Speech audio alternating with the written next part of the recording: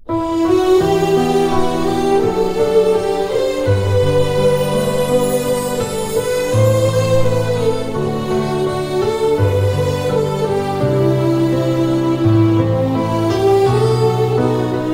ರುಕಡಿಯಲ್ಲಿ ನಮ್ಮ ಪಾಸ್ಟರ್ ಅಮರ್ ಅವ್ರ ಚರ್ಚಲ್ಲಿ ಸೇವೆ ಮಾಡ್ತಾ ಇದ್ದೀನಿ. ಒಬ್ಬ ಯವನಸ್ಥ ಹುಡುಗ ಬಂದ. ಅವನನ್ನು ನೋಡಿದ ತಕ್ಷಣ ನನಗೆ ಬೈಕ್ ಕಾಣ್ತದೆ. ಬೈಕ್ ನಾನಂದೆ, ದೇವ್ರು ಇದೇನು ಬೈಕ್? ಸ್ವಾಮಿ ಹೇಳಿದ್ರು ಅವ್ನಿಗೆ ಹೇಳು, ನಿನ್ನ ಸ್ವಂತ ಬೈಕ್ ಬರೋವರೆಗೆ ಯಾರ ಬಳಿಯಲ್ಲೂ ಬೈಕ್ ಕೇಳಬಾರ್ದು. ನಾನು ಅಂದ್ಕೊಂಡಿದ್ದೆ ಅಂತದಪ್ಪೋ. ಕೇಳ್ತಾ ಇದ್ದೀರಾ? ಸೊ ನಾನು ಧೈರ್ಯ ಮಾಡ್ಕೊಂಡು ಹೇಳಿದೆ. ನಾನು ಅವನಿಗೆ ಸ್ವಲ್ಪ ತಿದ್ದುಕೊಂಡು ಹೇಳಿದೆ, ಈ ಬೈಕ್ ವಿಷಯ ಏನಿದ್ದು ಅಂತ. ಅವನು ಕಂಡುಬಿಟ್ಟು ನೋಡ್ದ. ನಾನು ಪಕ್ಕದಲ್ಲಿರೋ ಪಾಸ್ಟರ್ ಮಾಡಿದ್ರೆ ನನಗೆ ಸ್ವಲ್ಪ ಶಾಕ್ ಆಯ್ತು, ಏನೋ ತಪ್ಪು ಹೇಳಿಬಿಟ್ನಾ. ನಾನು ಹೇಳಿದೆ, ಏನಿದು ಬೈಕ್ ವಿಷಯ ನಿನ್ನ ವಿಷಯದಲ್ಲಿ? ಯಾಕಂದರೆ ದೇವರ ಆತ್ಮನ ಹೇಳೋದನ್ನು ಕೇಳ್ತಾ ಇದ್ದೀನಿ. ನಿನ್ನ ಬೈಕು ನಿನಗೆ ತಿರುಗಿ ಬರೋವರೆಗೂ ಅಂತ ಹೇಳಿದೆ. ನಿನ್ನ ಬೈಕು ನಿನಗೆ ತಿರುಗಿ ಬರೋವರೆಗೂ, ನಿನ್ನ ಸ್ವಂತ ಬೈಕು ನಿನ್ನ ಕೈಯಲ್ಲಿ ಬರೋವರೆಗೂ ಯಾರ ಬೈಕನ್ನು ಕೇಳ್ಕೂಡ್ದು. ಅವನು ಮೊಣಕಾಲು ಬಿದ್ದು ಗೋಳಾಡ್ಲಿಕ್ಕೆ ಪ್ರಾರಂಭ ಮಾಡಿದ. ಒಂದು ಬೈಕ್ ವಿಷಯದಲ್ಲಿ ಹಿಂಗೆ ಗೋಳಾಡ್ತವನೆ. ಟೆನ್ಷನ್ ಆಯ್ತು ನನಗೆ. ಯಾಕಂದ್ರೆ ದೇವರ ಆತ್ಮನ ನೋಡ್ರಿ, ಮೊದಲು ಕಾನಾನ್ ದೇಶವನ್ನು ಟಿ ವಿಯಲ್ಲಿ ತೋರಿಸ್ತಿಲ್ಲ, ಈ ದೇಶ ಕೊಡ್ತೀನಿ ಬಾ ಅಂತ. ಇಸ್ರಾಯೇಲ್ರಿಗೆ ಏನು ಹೇಳ್ತಾ ಇದ್ದಾನೆ? ಹಾಲು ಜೇನು ಹರಿಯುವಂಥ ದೇಶವನ್ನು ನಾನು ನಿನಗೆ ಕೊಡ್ತೀನಿ, ಅದು ನೀನೇ ಊಹಿಸ್ಕೋಬೇಕು ಹೆಂಗಿರ್ತದಂತ ಅಲ್ವಾ? ಹಂಗೇನೆ ದೇವರು ಪ್ರವಾದನೆ ಕೊಡುವಾಗ ಮುಖ್ಯವಾದಂಥ, ಈಗ ಡಾಕ್ಟರ್ ಹತ್ರ ಹೋದರೆ ಮೊದಲು ಸ್ಟೆಥಿಸ್ಕೋಪ್ ಇಲ್ಲಿಡಲ್ಲ, ಕಿವಿಯಲ್ಲಿ ಸ್ಟೆಥಿಸ್ಕೋಪ್ ಹಾಕೊಂಡಿರ್ತಾರಲ್ಲ, ಅದನ್ನು ಇಲ್ಲಿಡ್ತಾರ? ಎಲ್ಲಿಡ್ತಾರೆ? ನೇರವಾಗಿ ಹಾರ್ಟಿಗೆ ಇಡ್ತಾರೆ. ಸರಿಯಾಗಿ ಕೆಲಸ ಮಾಡ್ತದೋ ಇಲ್ಲ ಅಂತ. ಇಲ್ಲಿ ಸರಿ ಪಂಪ್ ಆಗ್ತಾ ಇದ್ರೆ ಬೇರೆ ಕಡೆ ಎಲ್ಲ ಪಂಪ್ ಸೆಟ್ ಎಲ್ಲ ಸರಿಯಾಗಿದೆ ಅಂತ. ಹಂಗೆ ದೇವರ ಆತ್ಮನ ಏನಂದರೆ ಇಡೀ ಕಥೆಯನ್ನು ಹೇಳಲ್ಲ, ನೇರವಾಗಿ ಹಾರ್ಟಿಗೆ. ಸೊ ಇಲ್ಲಿ ಹಾರ್ಟ್ ಏನಾಗಿತ್ತಪ್ಪ ಅಂದರೆ BIKE, ಬೈಕ್. ಈಗ ಬರೀ ನೋಡೋರಿಗೆ, ಆತ್ಮದಲ್ಲಿ ನೋಡೋರಿಗೆ ಬರೀ ಬೈಕ್ ವಿಷಯ ಅಂದ ತಕ್ಷಣ ನನಗೆ ಟೆನ್ಷನ್ ಆಯ್ತು. ಸೊ ನಾನು ಕೇಳಿದೆ, ಏನಾಯ್ತು ಅಂತ ಕೇಳಿದ್ರೆ ಅವಾಗ ತಿರುಗಿ ಅಲ್ಲಿ ಸ್ಟಾರ್ಟ್ ಆಯ್ತು ನೋಡಿ. ಅವಾಗ ಪಾಸ್ಟರ್ ಹೇಳಿದ್ರು, ಪಾಸ್ಟರ್ ಒಂದು ವಿಷಯ ಹೇಳಬೇಕು, ಈ ಬೈಕ್ ಹಿಂದೆ ಇವನು 3 ತಿಂಗಳು ಜೈಲಲ್ಲಿ ಬಿದ್ದು ಬಂದವನೇ. ಈಗ ದೇವರಾತ್ಮನ ಏನು ಹೇಳ್ತಾ ಇದ್ದಾನೆ? ಬೈಕ್ ಮುಟ್ಟೋ ಹಾಗಿಲ್ಲ, ನಿನ್ನ ಬೈಕ್ ಕೈಯಲ್ಲಿ ಬರೋವರೆಗೂ ಮುಟ್ಟೋ ಹಾಗಲ್ಲ. ಆ ಜೈಲು ದೇವ್ರು ತೋರಿಸ್ತಿಲ್ಲ, ಮುಸ್ಸರಿ ಹಾರ್ಟ್ ತೋರಿಸ್ಬಿಟ್ರೆ. ಈಗ ಅವರು ಪಾಸ್ಟರ್ ಹೇಳ್ತಾ ಇದ್ದಾರೆ, ಪಾಸ್ಟ್ರೇ ಈ ಬೈಕ್ ಕಥೆಯಲ್ಲಿ ಇವನು 3 ತಿಂಗಳು ಲಾಕಪ್ಪಲ್ಲಿ ಬಿದ್ದು ಬಂದವನೇ. ಆಗ ನಾನು ಕೇಳಿದೆ, ಇದೇನಾಯ್ತು? ಸ್ವಲ್ಪ ಪ್ರಾರ್ಥನೆ ಮಾಡಲಿಕ್ಕೆ ಸಹ ಆಗುವಂಗೆ ಬಿಡಿಸಿ ಹೇಳ್ತೀರಾ ಅಂತ ಕೇಳಿದರೆ ಆ ಹುಡುಗ ಅಳ್ಲಿಕ್ಕೆ ಪ್ರಾರಂಭ ಮಾಡಿದ. ಅವಾಗ ಬಂದದಕ್ಕೆ ಯವನಸ್ಥರು ಭಾಳ ಎಚ್ಚರಿಕೆಯಿಂದ ಇರ್ಬೇಕು. ಸುಮ್ಮನೆ ಯಾರ್ಯಾರ್ದು ಬೈಕ್ ತೊಗೊಂಡು ಎಲ್ಲೆಲ್ಲಿ ಹೋಗ್ಬಾರ್ದು ಹಂಗಲ್ಲ. ಆಮೇಲೆ ಅವಾಗ ನಿಜವಾದ ಸಂಗತಿ ಹೊರಬಿತ್ತು. ಏನಂತ ಗೊತ್ತಾ?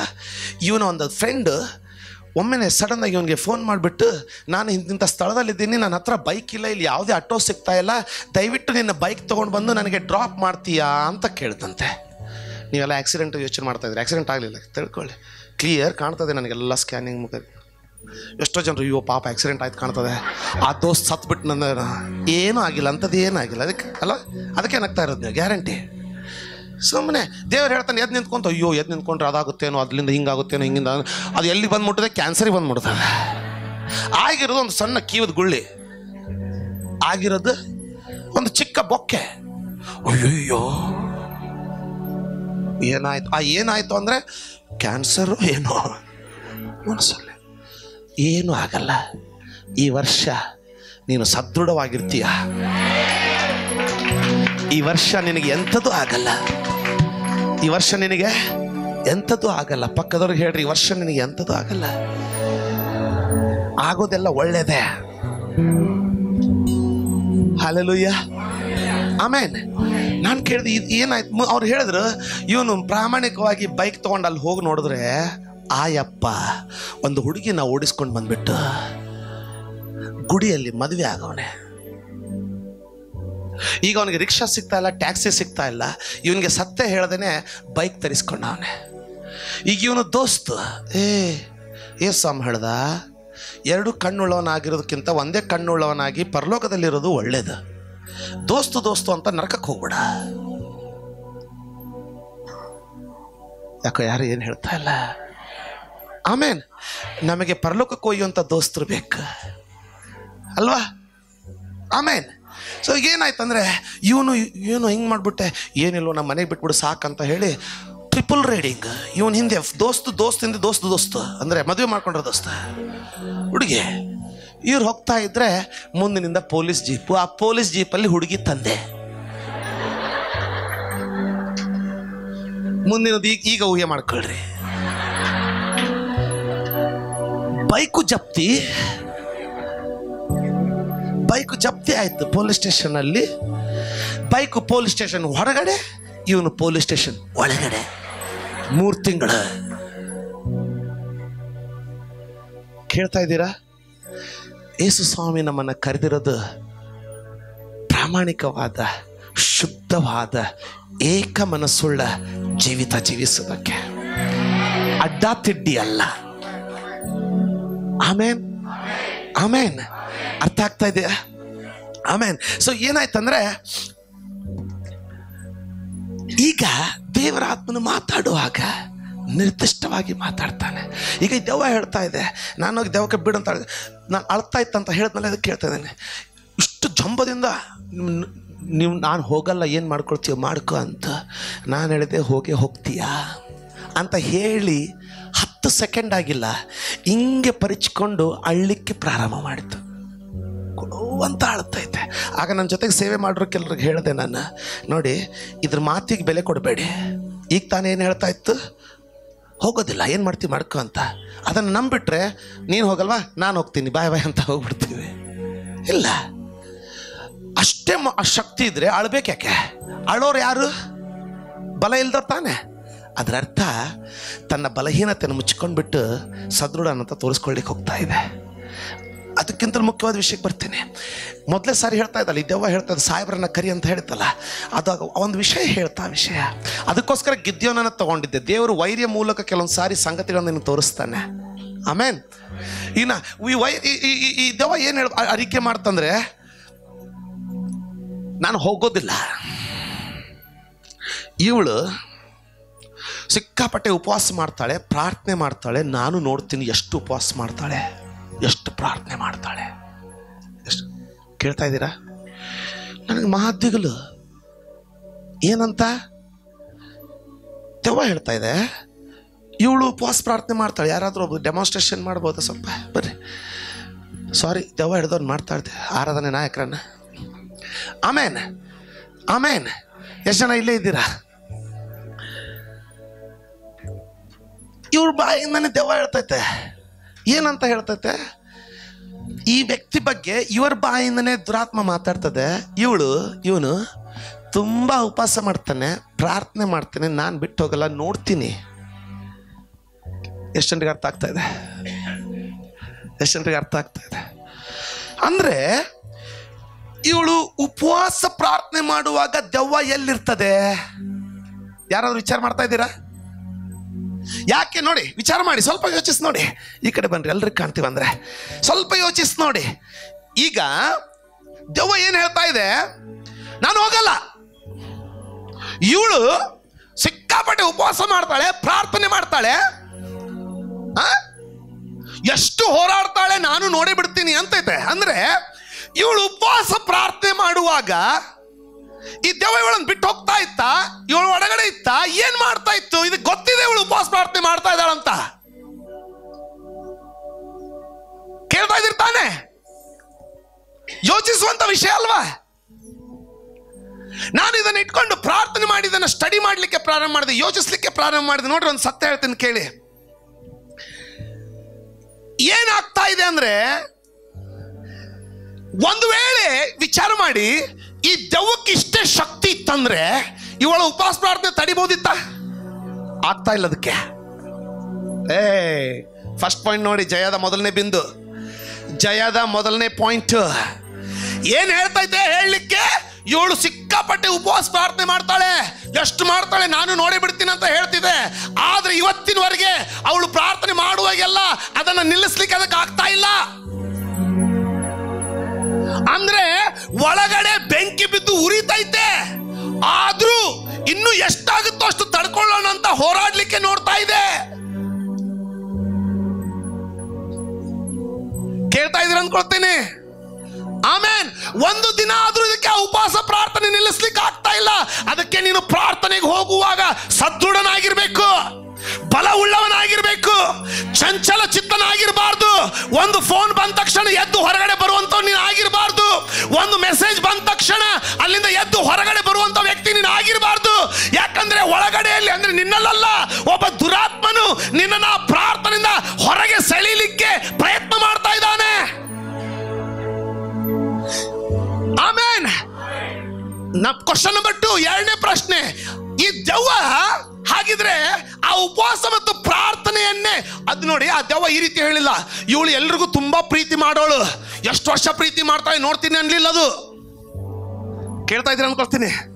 ಅಥವಾ ಈ ದೆವ್ವ ಇವಳು ಪ್ರತಿ ಸಂಡೇ ಚರ್ಚಿಗೆ ಹೋಗ್ತಾಳೆ, ಇನ್ನು ಎಷ್ಟು ವರ್ಷ ಹೋಗ್ತಾಳೆ ನೋಡ್ತೀನಿ ಅಂತ ಅನ್ಲಿಲ್ಲ. ಯಾಕಂದ್ರೆ ಈ ಸಹೋದರಿ ತುಂಬಾ ಪ್ರೀತಿ ಮಾಡೋಳು ಎಲ್ಲರನ್ನ. ಈ ಸಹೋದರಿ ಪ್ರತಿ ಸಂಡೇ ಚರ್ಚಿಗೆ ತಪ್ಪದೆ ಬರೋಳು. ಅದನ್ನ ಮಾತಾಡ್ತಾ ಇಲ್ಲ. ಅದು ಮಾತಾಡಿದ್ರೆ ಏನ್ ಮಾತಾಡ್ತಾ ಇದೆ?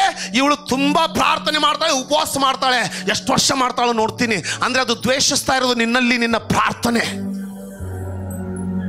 ಅದೇ ನಮ್ಮಲ್ಲಿ ಎಷ್ಟೋ ಜನರಲ್ಲಿ ಇಲ್ಲ ನೋಡಿ. ಕಷ್ಟ ಆಗ್ತಾ ಇದೆ. ಕೇಳ್ತಾ ಇದ್ದೀರಾ? ಅದ್ರ ಅರ್ಥ ಏನು ಈಗ ನೋಡ್ಕೊಳ್ಳೋಣ. ಅದ್ರ ಅರ್ಥ ತಕ್ಕಡಿ ನೋಡಿದ್ದೀರಾ? ತಕ್ಕಡಿ ತಂದಿದ್ರೆ ಚೆನ್ನಾಗಿತ್ತು. ಈಗ ಅದು ಸಿಗ್ತಾಯಿಲ್ಲ, ಎಲ್ಲ ಎಲೆಕ್ಟ್ರಾನಿಕ್ ತಕ್ಕಡಿಗಳೀಗ.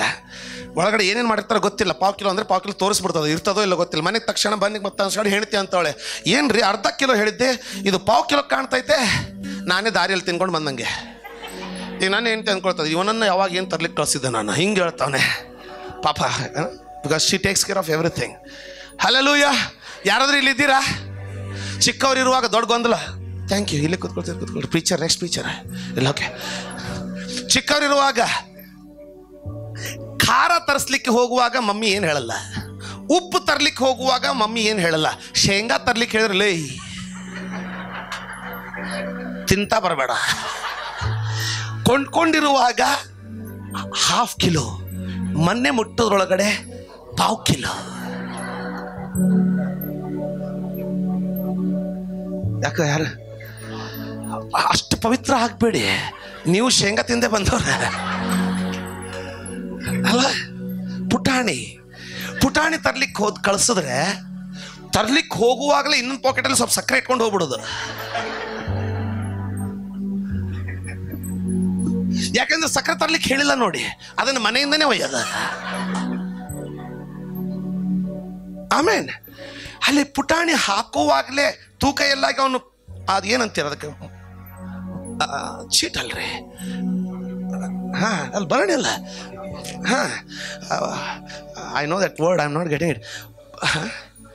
ತೆಗಿತಾರಲ್ಲ, ಅವಾಗ ಹೇಳ್ದ ಅಂಕಲ್ ಒಂದು 4 ಮೊದಲು ಕೈಯಲ್ಲಿ ಹಾಕ್ರಿ. ತೂಕ ಮಾರ್ಗೋರ್ಗು ಸುಮ್ಮನೆ ಇರೋದು. ತೂಕ ಮಾಡಿ ಅವನು ಸ್ಟೈಲ್ ಮೇಲೆ ಹಿಂಗೆ ಮಾಡಿ ಮಡ್ಚುವಾಗ ಮಡ್ಚಲಿಕ್ಕೆ ಸ್ಟಾರ್ಟ್ ಮಾಡಿದ್ರೆ ಅಂಕಲ್ ಮೊದಲು 4 ಕೈಯಲ್ಲಿ ಹಾಕಿ ಅನ್ನೋದು. ಅವನು ಕೈಯಲ್ಲಿ ಹಾಕಿದ ತಕ್ಷಣ ಈ ಪಾಕೆಟ್ನಿಂದ ಸಕ್ಕರೆ ತೆಗಿಯೋದು. ಹಾಕೊಂಡ ಇದನ್ನ ಇಟ್ಕೊಂಡು ಹಿಂಗಲ್ ಬಲ್ಲ. ಕಮಾನ್, ಹೌದಲ್ವಾ?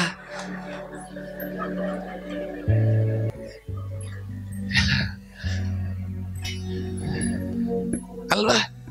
ತಕ್ಕಡೆ ಅಂದಿದ್ದಕ್ಕೆ ಇಷ್ಟೆಲ್ಲ ಬಂತು ನೋಡಿ. ನೀವು ಸೀರಿಯಸ್ ಆಗಿ ಕೂತ್ಕೊಳ್ಳಿಲ್ಲ ಅಂದರೆ ನಾನು ಇಷ್ಟು ಹೋಗ್ಬೇಕಾಗಿಲ್ಲ. ಆಮೇಲೆ ಒಂದು ತಕ್ಕಡಿ ನನ್ನಲ್ಲಿ ಕಾಣಿಸ್ತದೆ, ನಿಮ್ಮಲ್ಲಿ ಇದೆ ಅಂದ್ಕೊಳ್ತೀನಿ, ನನ್ನಲ್ಲಿ ಕಾಣಿಸ್ತದೆ. ಈ ತಕ್ಕಡಿಗೂ 2 ಬ್ಯಾಲೆನ್ಸ್ಗಳಿದೆ. ಒಂದು ಕಡೆಯಲ್ಲಿ ಲೋಕದ ದುರಾತ್ಮನ ಆಕರ್ಷಣೆ, ಇನ್ನೊಂದು ಕಡೆಯಲ್ಲಿ ದೇವರ ಆತ್ಮನ ಪ್ರಾರ್ಥನೆಯ ಕರೆಯುವಿಕೆ.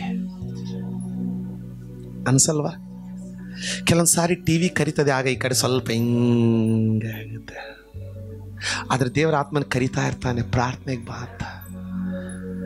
ಈಗ ಅಂದ್ಕೊಳ್ಳೋಣ, ತಕ್ಕಡಿ ಇದ್ದರೆ ಚೆನ್ನಾಗುತ್ತೆ, ನೀವೇ ನನ್ನ ಕೈಗಳನ್ನು ತಕ್ಕಡಿ ಮಾಡ್ಕೊಳ್ಳೋಣ ಅಂದ್ಕೊಳ್ಳೋಣ. ಈ ಕಡೆ ಲೋಕಕ್ಕೆ ಸಂಬಂಧಪಟ್ಟಂಥ ಆಶಾಪಾಶಗಳು, ಈ ಕಡೆ ದೇವರ ಆತ್ಮನ ಸಹಾಯ, ದೇವರ ಆತ್ಮನ ಪ್ರಾರ್ಥನೆಯ ಭಾರ. ಇದು ಸಮ ಆಗಿರಬೇಕಾಗಿಲ್ಲ. ಇದ್ಯಾವುದು ನಿಮ್ಮ ಈಸಿ ಆಗೋದಕ್ಕೆ ಎಷ್ಟು ಹೇಳಿಬಿಡಿ, ಇದು ದೇವರದಲ್ಲ, ಇದು ದೇವರದ್ದು. 2 ಒಂದೇ ತಕ್ಕಡಿ ಒಂದೇ ತಾನೆ. ತಕ್ಕಡಿ ಅಂದರೆ ಗೊತ್ತಲ್ಲ, ತರಾಜು. ತಕ್ಕಡಿ ಅಂದರೆ ಗೊತ್ತಲ್ಲ. ಆಮೇನ್. ಬೇರೆ ಬೇರೆನಾ? 2 ಒಂದೇನೆ ತಾನೆ, ಒಂದೇ ತಾನೆ. ಈಗ ನೋಡಿ, ಇದು ಯಾವಾಗಲೂ ಈಕ್ವಲ್ ಆಗಿರೋದಲ್ಲ. ಇದು ಯಾವಾಗಲೂ ಹಿಂಗೆ ಆಗಿರ್ಬೇಕು. ಅಂದರೆ ಮೇಲಂತಲ್ಲ, ದೇವರ ಭಾಗದ ಭಾರ ತುಂಬ ಆಗಿರ್ಬೇಕು. ಇದರಲ್ಲಿ ಶಕ್ತಿನೇ ಉಳಿದಿರಬಾರ್ದು. ಅಷ್ಟು ಪ್ರಾರ್ಥನೆ ಬೆಳಿಬೇಕು, ಅಷ್ಟು ವಾಕ್ಯ ಬೆಳಿಬೇಕು. ಅವಾಗ ನೋಡಿ, ದುರಾತ್ಮನು ದೆವ್ವ ಹಿಡಿಯೋದಲ್ಲ, ನಮ್ಮ ಅಪಾರ್ಟ್ಮೆಂಟ್ ಲಿಫ್ಟ್ ಹತ್ರನೂ ಬರಲ್ಲ ಅವನ. ಕೇಳ್ತಾ ಇದ್ದೀರಾ? ಈ ವ್ಯತ್ಯಾಸ ಅರ್ಥ ಆಗ್ತಾ ಇದೆಯಾ? ಆಮೇಲೆ ನಿಮ್ಮ ಕುಟುಂಬಗಳನ್ನು ಪ್ರಾರ್ಥನೆಯನ್ನು ತುಂಬಿಕೊಳ್ಳಿ. ಯಾಕಂದರೆ ಈ ವರ್ಷದ ಬಗ್ಗೆ ನಡೀಲಿಕ್ಕಿರುವಂಥ ಒಂದು ಸಂಗತಿಯನ್ನು ಬೆಳಗ್ಗೆ ನಾನು ಹೇಳಿದೆ. ಎಷ್ಟು ಜನ ಇನ್ನೂ ನನ್ನ ಜೊತೆಗಿದ್ದೀರಾ? ಇವತ್ತು ಹೊಸದಾಗಿ ಬಂದವರು ಮತ್ತು ಅನಾರೋಗ್ಯದಲ್ಲಿರೋಗೋಸ್ಕರ ಪ್ರಾರ್ಥನೆ ಮಾಡ್ಲಿಕ್ಕೆ ಹೋಗ್ಲಿಕ್ಕಿದ್ದೀವಿ. ಬೇಗನೆ ಪ್ರಾರ್ಥನೆ ಮಾಡ್ಲಿಕ್ಕೆ ಹೋಗ್ಲಿಕ್ಕಿದ್ದೀವಿ. ಆಮೇಲೆ ಯಾಕಂದರೆ ಈ ವರ್ಷದಲ್ಲಿ ನಾನು ಪ್ರಾರಂಭದಲ್ಲಿ ನುಡಿದಂಥ ವಾಕ್ಯ, ದೇವರು ನಮ್ಮನ್ನು ಕರೆದಿರೋದು ದೈವಿಕ ಜೀವಿತವನ್ನು ಸೂಪರ್ ನ್ಯಾಚುರಲ್, ಅಲೌಕಿಕವಾದ ದೈವಿಕವಾದ ಜೀವಿತವನ್ನು ಜೀವಿಸಲಿಕ್ಕೆ ದೇವರು ನಮ್ಮನ್ನು ಕರೆದಿರೋದು. ಆಮೇಲೆ ಇನ್ನು ಇದನ್ನು ಕೇಳಿದಾಗ ನಿಮ್ಮಲ್ಲಿ ಕೆಲವರು ಯೋಚಿಸ್ತಾ ಇದ್ದೀರಾ, ಅಂದರೆ ಈ ಪಾಸ್ಟ್ರ್ ಹೇಳೋ ಮರ್ಮ ಏನಂದರೆ, ಒಬ್ಬರು ಅಂದ್ಕೊಳ್ತಾ ಇದ್ದೀರಾ ನನಗೂ ಸ್ವಲ್ಪ ದೆವ್ವ ಶಕ ಇದೆನಾ, ಇನ್ನು ಕೆಲವರು ಅಂದ್ಕೊಳ್ತೀರಾ ಇದು ತಪ್ಪು ಬೋಧನೆ. ಯಾವ ದಿನ ಯೇಸ್ವಾಮಿ ನನ್ನನ್ನು ರಕ್ಷಿಸಿದ್ನೋ ಆ ದಿನ ಎಲ್ಲ ದೆವ್ವ ಬಿಟ್ಟೋಯ್ತು, ಸ್ವಲ್ಪ ಕಮಲ ಆಗತ್ತೆ, ಇದನ್ನು ಸಾಲ್ವ್ ಮಾಡಿಕೊಂಡು ಪ್ರಾರ್ಥನೆಗೆ ಹೋಗೋಣ. ಎಷ್ಟು ಜನ ಇನ್ನೂ ಹಿಂದೆ ಅಂತೀರ ಅಲ್ವಾ? ಸುಮ್ಮನೆ ಯಾಕೆ ಯಾರಿಗೆ ಮಾತಾಡಲಿಕ್ಕೆ ಅವಕಾಶ ಕೊಡೋದು? ಈಗ ನಾನು ನಿಮಗೊಂದು ಪ್ರಶ್ನೆ ಕೇಳ್ತೀನಿ. ಯೇಸು ಸ್ವಾಮಿ ಶಿಷ್ಯರನ್ನು ಆರಿಸ್ಕೊಂಡಾಗ ಅವರಲ್ಲಿ ಯಾರಾದರೂ ದೆವ್ವ ಹಿಡಿದವ್ರು ಇದ್ರಾ? ಯೇಸು ಸ್ವಾಮಿಗೆ ಎಷ್ಟು ಮಂದಿ ಶಿಷ್ಯರು? ಸ್ವಲ್ಪ ಗಟ್ಟಿಯಾಗಿ ಹೇಳ್ರಿ. ಯಾರವ್ರು? 24 ಅಂದವ್ರ? ಯೇಸು ಸ್ವಾಮಿಗೆ ಎಷ್ಟು ಮಂದಿ ಶಿಷ್ಯರು? 12 ಜನರಲ್ಲಿ ಅವನು ಆರಿಸಿಕೊಳ್ಳುವಾಗ ಅವರಲ್ಲಿ ಯಾರಿಗಾದರೂ ದೆವ್ವ ಹಿಡಿದವರು ಇದ್ರಾ? ಪೇತ್ರ, ಆಂದ್ರೇಯ, ಲೂಕ, ಇವರಲ್ಲಿ ಯಾರಾದರೂ ದೆವ್ವ ಬಿಡಿಸಿ ಇವನು ರಕ್ಷಿಸಿದ್ನಾ? ಇಲ್ಲ ಅನ್ರಿ. ಹೌದನ್ರಿ. ತಿಳಿದವ್ರಾದ್ರು ಏನಾದರೂ ಹೇಳಿ. ಇಲ್ಲ ತಾನೆ. ಅದರಲ್ಲಿ ಅವನು ಒಬ್ಬನಿಗೆ ಸೈತಾನ್ ಅಂತ ಬೈದ್ನ?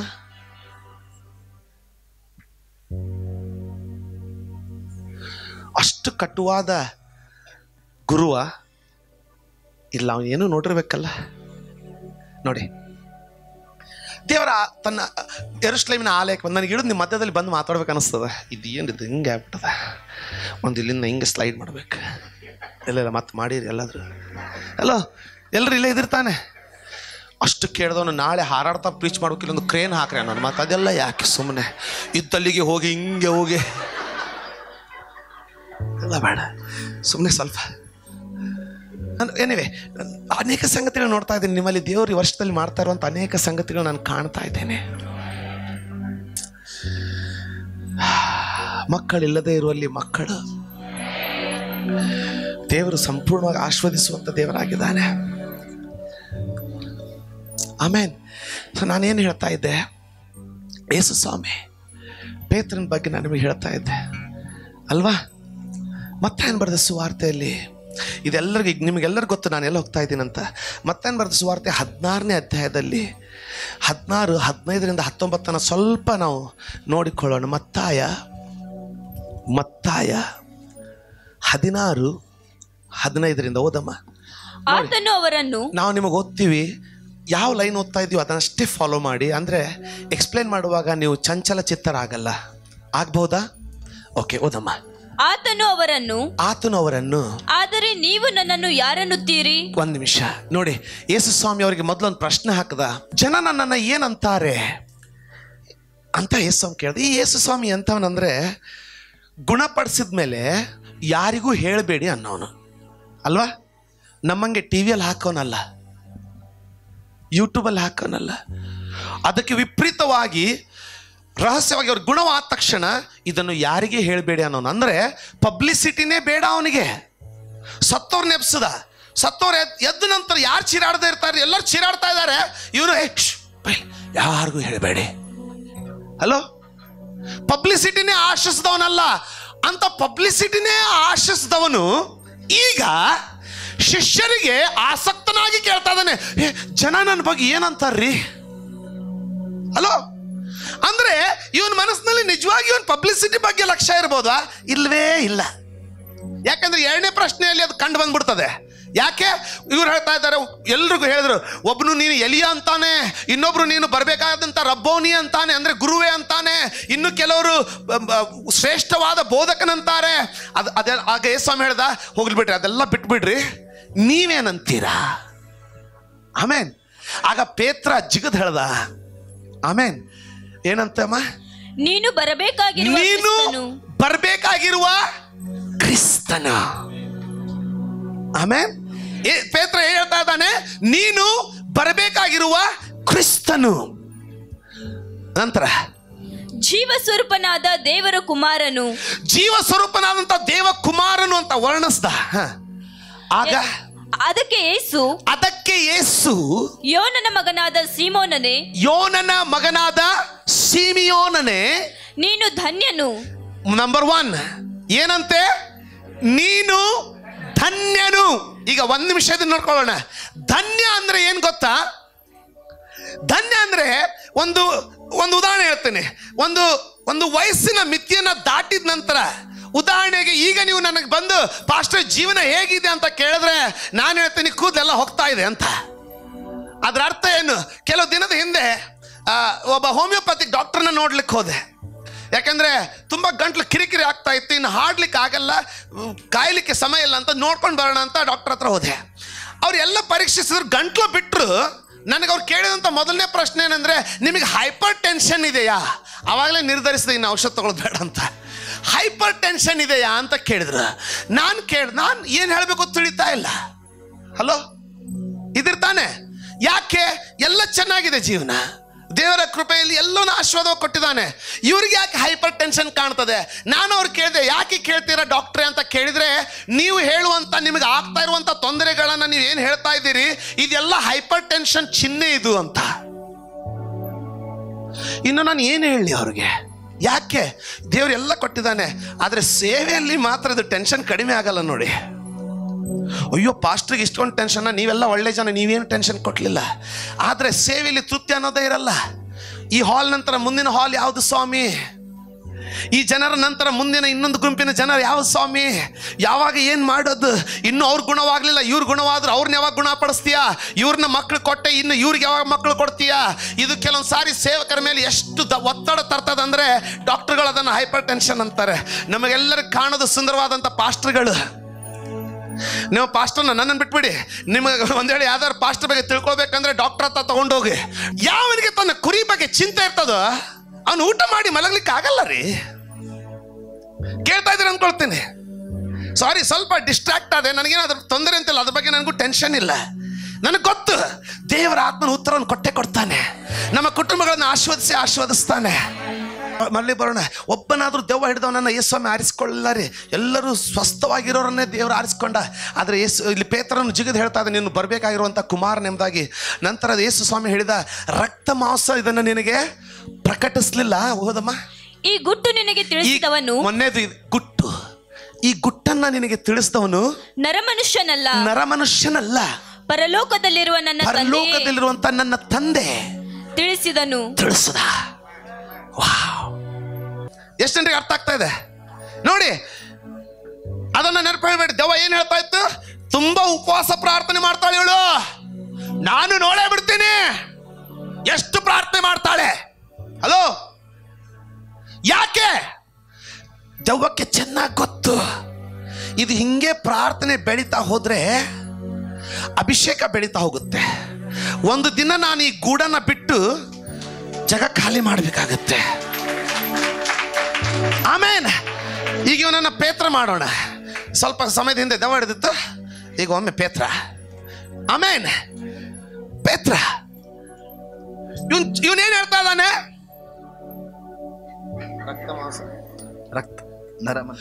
ರಕ್ತ ಮಾಂಸ ಇದನ್ನು ನಿನಗೆ ಪ್ರಕಟಿಸಲಿಲ್ಲ, ಮನುಷ್ಯನ ನಿನಗೆ ಪ್ರಕಟಿಸಲಿಲ್ಲ, ಈ ಗುಟ್ಟನ್ನ ನಿನಗೆ ಪ್ರಕಟಿಸಿದವನು ಪರಲೋಕದಲ್ಲಿರುವಂತ ನನ್ನ ತಂದೆ.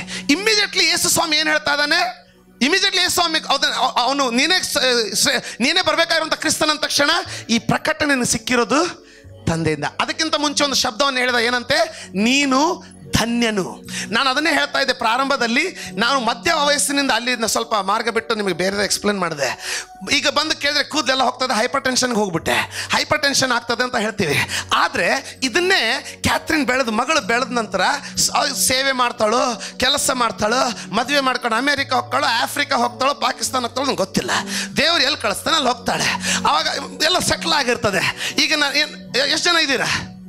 ಏನೇ ಫಾಸ್ಟ್ರ ಏನೇನು ಹೇಳ್ತಾರೆ, ಇಲ್ಲ ಸತ್ಯ ನುಡಿತಾ ಇದ್ದೀನಿ, ನುಡಿದೇ ಹೋದರೆ ಸತ್ಯಗಳಿಲ್ವಾ? ಆಮೇಲೆ ಯಾರು ಸೇವೆ ಇಟ್ಕೊಂಡಿರ್ತಾರೆ ಗೊತ್ತಿಲ್ಲ, ಇವ್ರು ಎಲ್ಲೆಲ್ಲಿರ್ತಾರೆ ಇಲ್ಲಿರ್ತಾರೆ ಗೊತ್ತಿಲ್ಲ, ದೇವ್ರಿಗೆ ನಡೆಸೋ ರೀತಿಯಲ್ಲಿ ಹೋಗ್ತೀವಿ. ಈಗ ಇವತ್ತಿಗೆ 20 ವರ್ಷ. ಅವಾಗ ನನಗೆ ಎಷ್ಟು ವಯಸ್ಸು ಅಂತ ಕೇಳಬೇಡಿ, ನಾನು ನಿರ್ಧಾರ ಮಾಡಿದ್ದೀನಿ ಇನ್ನೇನು ಹೇಳೋದು ಬಂದಂತ ಅಲ್ಲ. ಆಮೇಲೆ ಒಂದು ದಿನ ಸಾಯಂಕಾಲ ನಾನು ಕಾಫಿ ಕುಡಿತಾ ಮನೇಲಿ ಕೂತ್ಕೊಂಡಿದ್ದೀನಿ ಬ್ರದರ್. ಆಮೇಲೆ ಅವಾಗ ಇವರಲ್ಲಿ ಯಾರೋ ಒಬ್ರು ಬರ್ತಾರೆ, ಡ್ಯಾಡಾ ಲೈಫ್ ಹೆಂಗೆ ಅನಿಸ್ತದೆ ಅಂದರೆ ನಾನು ಅವಾಗ ಹೇಳ್ತೀನಿ, ನನ್ನ ಜೀವನ ಧನ್ಯ ಆಯ್ತು. ಯಾರಾದ್ರು ಹೇಳ್ತಾ ಇದ್ದೀರಾ ನನ್ನ ಜೀವನ ಧನ್ಯ? ಅದರ ಅರ್ಥ ತೃಪ್ತಿಯಿಂದ ಜೀವಿಸಿದೆ, ಮಕ್ಕಳನ್ನ ಹೆತ್ತೆ, ಮಕ್ಕಳನ್ನ ಬೆಳೆಸಿದೆ. ಓ ಓ ಓ ಓ ಯಾರಾದ್ರೂ ಅರ್ಥ ಮಾಡ್ತೀರ? ಬಡತವನ್ನ ದೇವ್ರು ತೆಗೆದು ಹಾಕದ, ಕೊರತೆಗಳು ಅನ್ನೋದರ ಅರಿವು ನನಗಿಲ್ದಂತೆ ನೋಡ್ಕೊಂಡ, ನನ್ನ ಜೀವನ ಧನ್ಯ. ನೋಡಿ, ಯೇಸು ಸ್ವಾಮಿಯವನಿಗೆ ಮೊದಲೇ ಶಬ್ದ ಅಂದಿದ್ದೇನೆಂದ್ರೆ ನೀನು ಧನ್ಯನು. ಅಂದರೆ ಯಾರಿಗೆ ದೇವರಾತ್ಮನು ಅವ್ರ ಕುಟುಂಬದಲ್ಲಿ ಅವರ ಜೀವಿತದಲ್ಲಿ ಗುಟ್ಟನ್ನು ಪ್ರಕಟಿಸ್ತಾನೋ ಅವರು ಶಾಪದಿಂದ ಹೊರಗಡೆ ಬಂದು ಆ ಗುಟ್ಟಿನಿಂದ ಈ ವಾಕ್ಯದ ರೊಟ್ಟಿ ಅನ್ನುವಂಥ ಗುಟ್ಟನ್ನು ಅರ್ಥ ಮಾಡಿಕೊಂಡು ತಿಳಿದುಕೊಂಡು ಧನ್ಯವಾದ ಜೀವಿತದಲ್ಲಿ, ಧನ್ಯತನದ ಜೀವಿತದಲ್ಲಿ ಕಾಲಿಡ್ಲಿಕ್ಕೆ ಪ್ರಾರಂಭ ಮಾಡ್ತಾರೆ. ತಕ್ಕ ಸಮಯದಲ್ಲಿ ಆಗಬೇಕಾದಂತ ಸಂಗತಿಗಳು ತಕ್ಕ ಸಮಯದಲ್ಲಿ ಆಗಲಿಕ್ಕೆ ಪ್ರಾರಂಭ ಆಗುತ್ತೆ. ಅದರ ಅರ್ಥ ನೀನು ಧನ್ಯನು. ಹೊಟ್ಟೆ ತುಂಬ ಊಟ ಮಾಡಿದವನು, ತಕ್ಕ ಸಮಯದಲ್ಲಿ ಮಕ್ಕಳನ್ನ ಹೆತ್ತವನು, ಮನೆಯನ್ನ ಕಟ್ಟಿದವನು, ಸಭೆಯನ್ನ ಕಟ್ಟಿದವನು, ಜಯಭರಿತವಾದ ಜೀವಿತವನ್ನ ಜೀವಿಸಿದವನು, ನೀನು ಧನ್ಯನು. ಅಂದ್ರೆ ಒಂದು ಪ್ರಕಟಣೆ, ಒಂದೇ ಒಂದು ಪ್ರಕಟಣೆ, ಈ ಪುಸ್ತಕದಿಂದ ಅರ್ಥ ಮಾಡಿಕೊಳ್ಳುವಂತ ಒಂದು ಅರ್ಥ ಪೇತ್ರನನ್ನ ಧನ್ಯ ಮಾಡೋದಾಗಿದ್ರೆ, ಈ ಪುಸ್ತಕವನ್ನು ಸಂಪೂರ್ಣವಾಗಿ ನೀನು ಅರ್ಥ ಮಾಡಿಕೊಳ್ಳೋದಾಗಿದ್ರೆ,